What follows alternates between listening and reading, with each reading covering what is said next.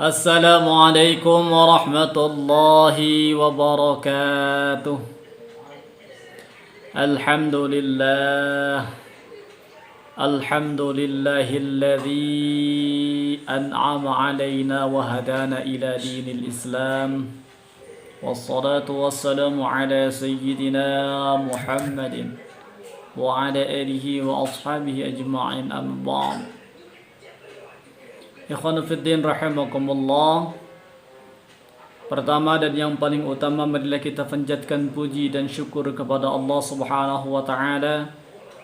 Salawat dan salam semoga Allah senantiasa melimpahkan dan mencurahkan pada junjungan Nabi besar kita yakni habibana wa nabiyyana Muhammad sallallahu alaihi wasallam. Ikhwanu fiddin rahimakumullah. Di dalam kitab Nasail Ibad diterangkan dalam maqalah yang awal, marwiya 'an Nabi sallallahu alaihi wasallam annahu qala khaslatani la syai'un afdalu minhuma al-iman billah wan naf'u lil muslimin, yang artinya dua hal tidak ada yang lebih utama dari dua hal ini. Yang pertama, al-imanu billah, yaitu iman kepada Allah, wan naf'u lil muslimin, dan yang kedua bermanfaat bagi muslim yang lainnya. Ikhwanu fiddin rahimakumullah. Kenapa al-imanu billah, iman kepada Allah, merupakan amal yang paling utama dibanding amal-amal yang lain? Iman merupakan pondasi dasar yang ada di dalam ajaran agama Islam.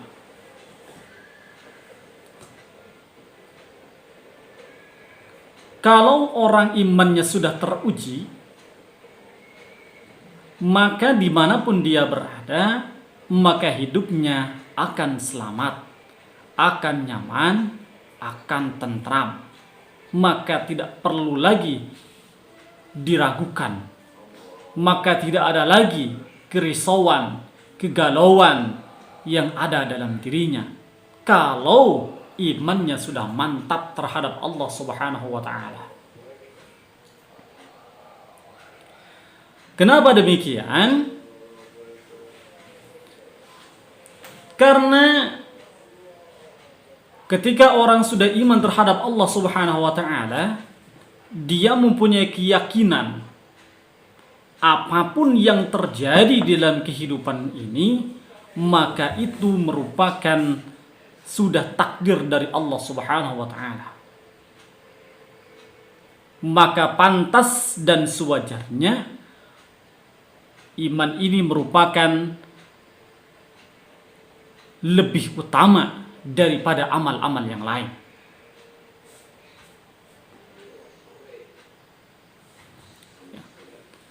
Kemudian yang selanjutnya, wan naf'u lil muslimin, amal yang lebih utama setelah iman adalah bermanfaat bagi muslim yang lainnya. Bermanfaat apanya? Tentunya di sini bil maqal, ucapannya memberikan manfaat bagi teman yang lain, atau bil jahi, ya, kekuasaannya bisa bermanfaat dengan yang lain, atau bil mal, hartanya bermanfaat juga dipakai untuk yang lain, atau bil badni, atau badannya juga bermanfaat bagi yang lain. Maka dalam hadis dikatakan khairun nas anfa'uhum linnas, sebaik-baiknya adalah manusia yang menolong bagi manusia yang lain, atau manusia yang bermanfaat untuk manusia yang lainnya.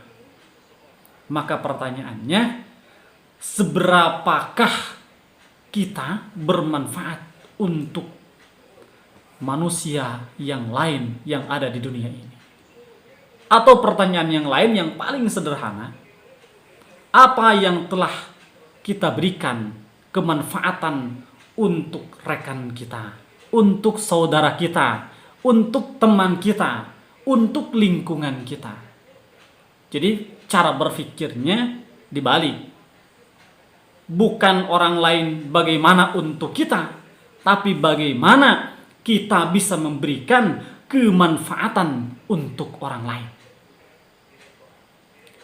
Bahkan hadirin rahimakumullah, dalam hadis dikatakan, man asbaha la az-zulma ala ahadin ghufira lahu ma janah. Yang artinya, barang siapa yang pagi-pagi tidak berniat zalim terhadap seseorang, maka Allah diampuni dosa itu dan di sekelilingnya. Ini merupakan keuntungan yang sangat besar. Ini menunjukkan kepada kita bahwa kita harus menjadi seorang pemaaf bagi orang yang lain.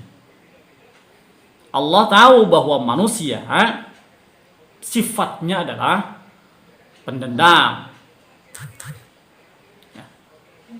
Maka salah satu sifat yang baik bagi orang, bagi kita, bagaimana kita bisa memanfaatkan atau bisa memaafkan kesalahan-kesalahan orang lain. Bahkan kita berniat saja tidak zalim terhadap orang, Allah sudah mengampuni dosa kita. Bahkan waman asbaha yanwa nusratul mazlum wa qada'a hajatihil muslimin kanat lahu ka'ajrin hujjatin mabruratin. Barang siapa yang pagi-pagi berniat untuk menolong orang yang zalim terhadap kita, bahkan wa qada'a hajatihil muslimin, kita membantu hajat atau kebutuhan orang-orang muslim, kanat lahu ka'ajrin hujjatin mabrurah, maka hal yang seperti itu ganjarannya sama dengan haji yang mabrur. Kalau kita sengaja pengen berangkat haji, ongkosnya saja 25 juta, baru dapat kursi 25.500.000. Belum nanti pelunasan, belum nanti ongkos perjalanan, belum nanti beli oleh-oleh. Untuk berangkat haji saja kita butuh uang yang banyak, bahkan lebih daripada 50 juta. Dan itu belum tentu haji kita diterima, atau mabrur, atau haji kabur.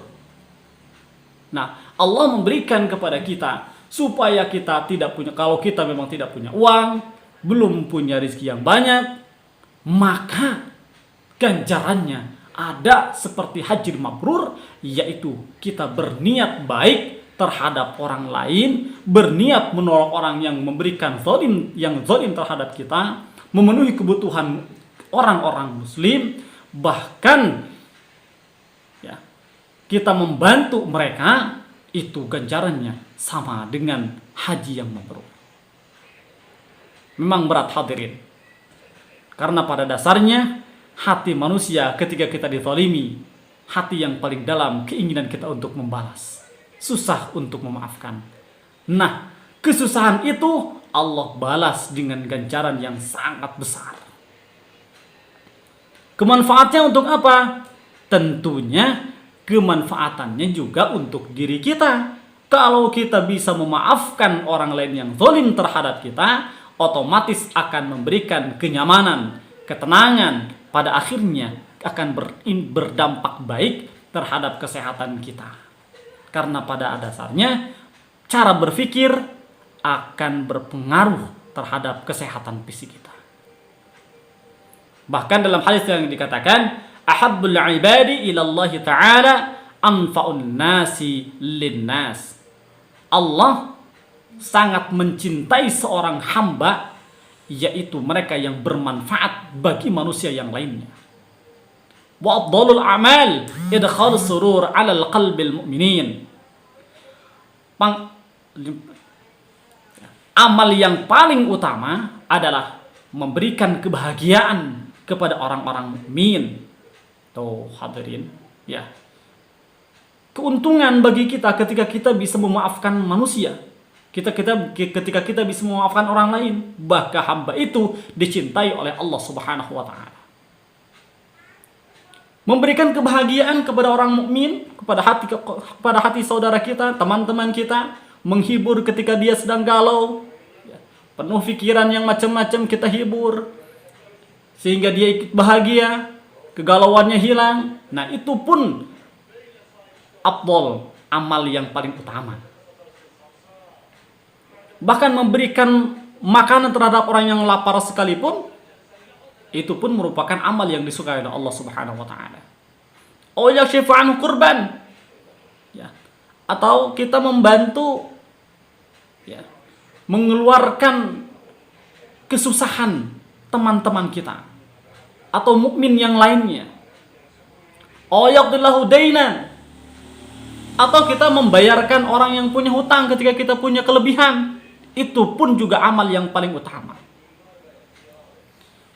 Hadirin rahimakumullah.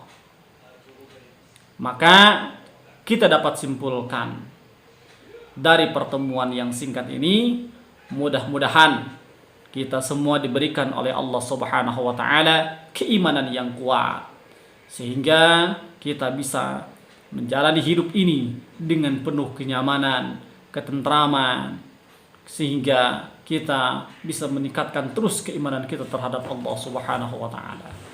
Ya. Yang kedua, mudah-mudahan dari penjelasan ini kehidupan kita lebih bermanfaat, cara berpikir juga kita lebih bermanfaat, cara berbicara kita juga bermanfaat, perilaku kita juga bermanfaat, bukan hanya untuk diri kita, tetapi juga bermanfaat untuk orang lain. Pada akhirnya, mohon maaf apabila ada kata-kata yang salah, pengucapan ataupun yang lainnya. Mudah-mudahan kita semua selalu dilindungi oleh Allah Subhanahu wa taala. Wabillahi taufiq wal hidayah. Wassalamualaikum warahmatullahi wabarakatuh.